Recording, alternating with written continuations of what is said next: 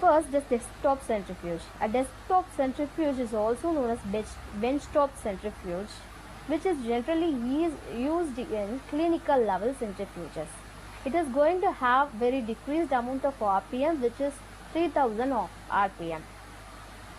It lacks the temperature regulatory system because the RPM is going to be in decreased level, which does not causes any heat at all.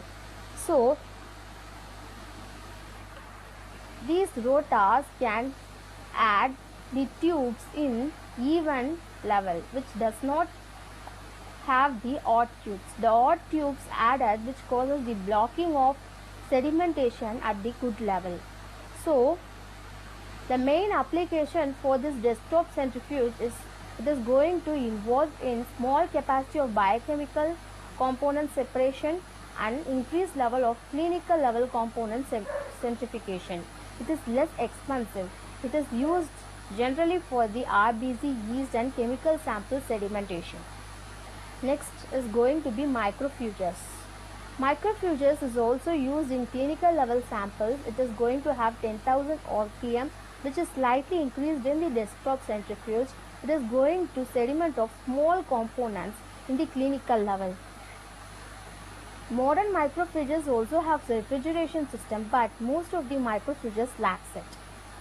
Because these microfuges are used for clinical samples, when there is a proteins, the proteins sedimentation can be affected by the heat.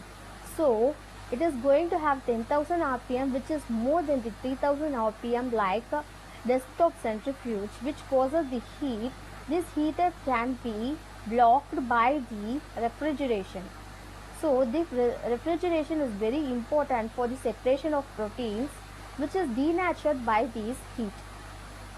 In general, these microfuges does not use the normal centrifuge tube, which can handle only small amount of sample. So the Eppendorf tubes are generally preferred for these microfuges.